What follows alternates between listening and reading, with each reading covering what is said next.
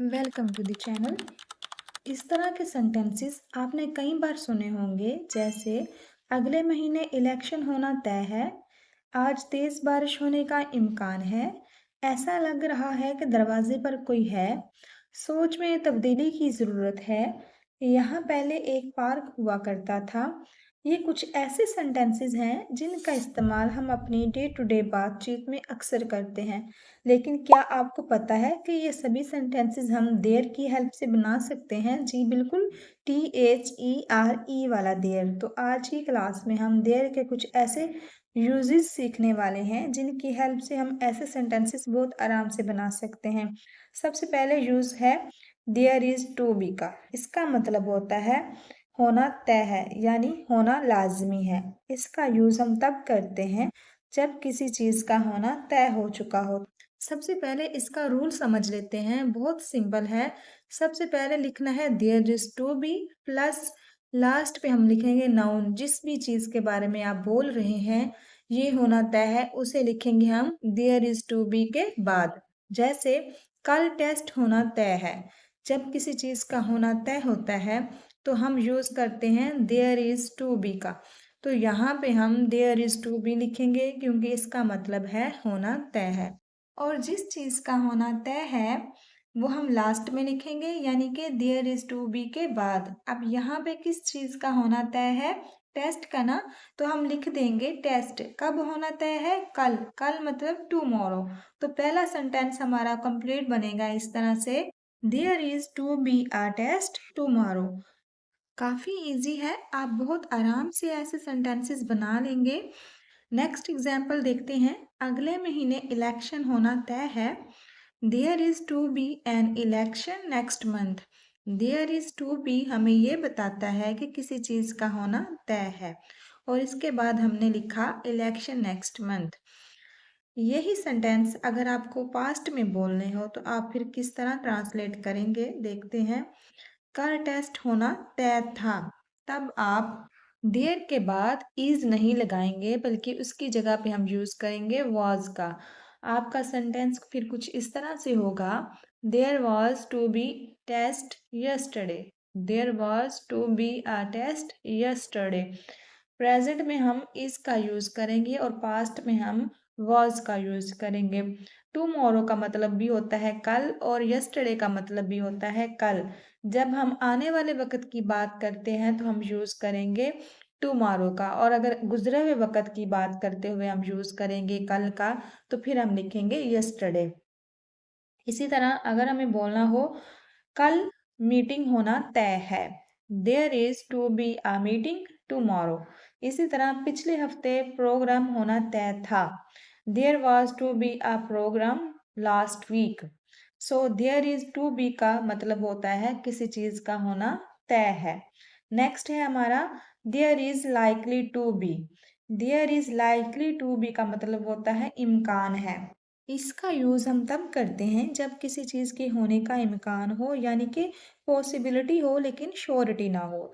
देखिए, हमने there is to be का यूज़ तब किया जब हमें पता था कि होना तय है, लेकिन there is likely to be का यूज़ तब करेंगे जहाँ पे हमें यकीन ना हो बल्कि इम्कान हो कि ऐसा हो सकता है।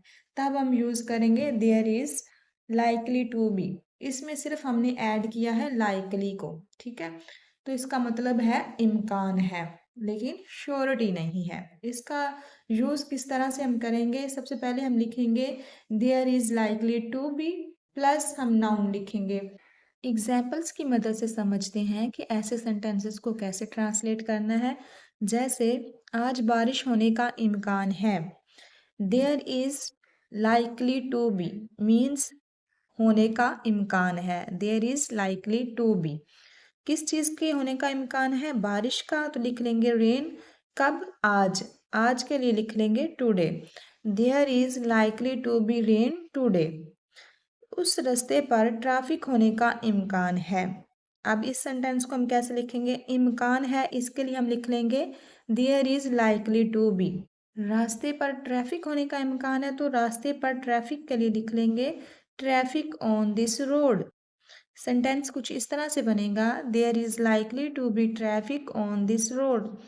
यही सेंटेंस अगर हमें पास्ट में बोलने हो तो हम इस की जगह पे वाज का यूज़ करेंगे, बाकी सेम वैसे ही यूज़ होगा। इसका यूज़ कुछ इस तरह से हम करेंगे, आज बारिश होने का इम्कान था, तो हम देयर इज़ को की जगह पे लिख देंगे देयर वाज, सेम बाकी वैसे ही ट्रांसलेट होगा। There was likely to be rain today. आप देख सकते हैं इन रूल्स की मदद से सेंटेंसेस बनाना कितना इजी है।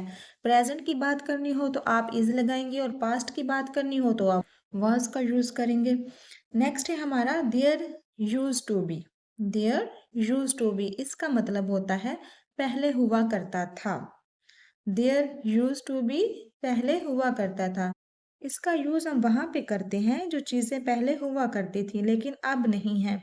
रूल में सबसे पहले आपको लिखना है there is used to be, इसके बाद उस चीज का नाम लिखना है जिसके बारे में आप बोल रहे हैं कि ये चीज पहले हुआ करती थी लेकिन अब नहीं है। एग्जाम्पल देखिए, जब आपको बोलना हो कि यहाँ पहले एक पार्क हुआ करता था, आपका सेंटेंस होगा there used to be a park here. There used to be का मतलब हो गया पहले हुआ करता था। एक और एग्जाम्पल देखते हैं, इस जंगल में पहले जानवर हुआ करते थे। इस जंगल में पहले जानवर हुआ करते थे।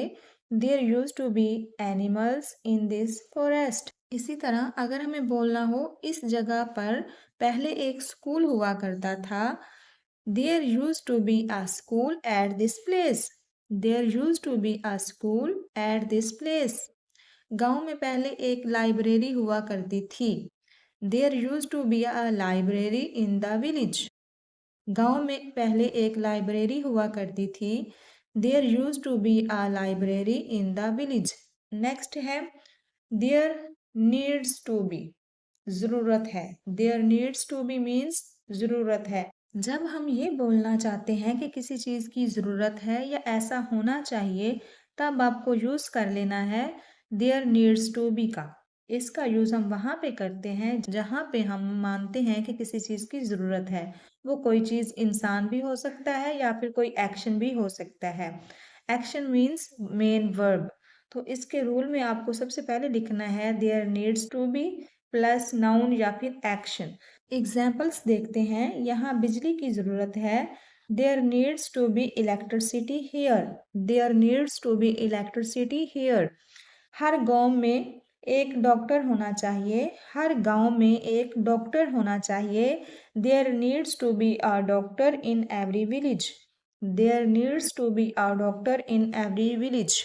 नेक्स्ट है देयर सीम्स टू बी, ऐसा लगता है। देयर सीम्स टू बी ऐसा लगता है या फिर ऐसा महसूस होता है। जब आपको लगे या फिर आपको महसूस हो तो आपने यूज़ कर लेना है देयर सीम्स टू बी। इसका रूल सबसे पहले आपने यूज़ करना है देयर सीम्स टू बी और उसके बाद नाउन मतलब उस चीज़ का नाम जिस चीज़ के बारे में आप बोल रहे हैं कि ऐसा लगता है। वो कुछ भी हो सकता, जैसे कि आपको बोलना हो आज ट्रैफिक ज़्यादा लग रही है, यानी कि महसूस हो रही है कि आज ट्रैफिक ज़्यादा है, तो हम यहाँ पे लिख देंगे there seems to be a heavy traffic today. आज ट्रैफिक ज़्यादा लग रही है या ज़्यादा महसूस हो रही है। There seems to be a heavy traffic today. बाहर शोर शराबा होता हुआ लगता है। There seems to be noise outside. ये तो थे कुछ देयर के यूजेस जिनसे हमने इजीली कुछ सेंटेंसेस बनाना सीखे हैं। आई होप आपको भी समझ आ गई होगी कि देयर का यूज हमने कब और कैसे करना है। ये लास्ट वाला सेंटेंस आप ट्रांसलेट कीजिएगा। मुल्क में अच्छी लीडरशिप की ज़रूरत है।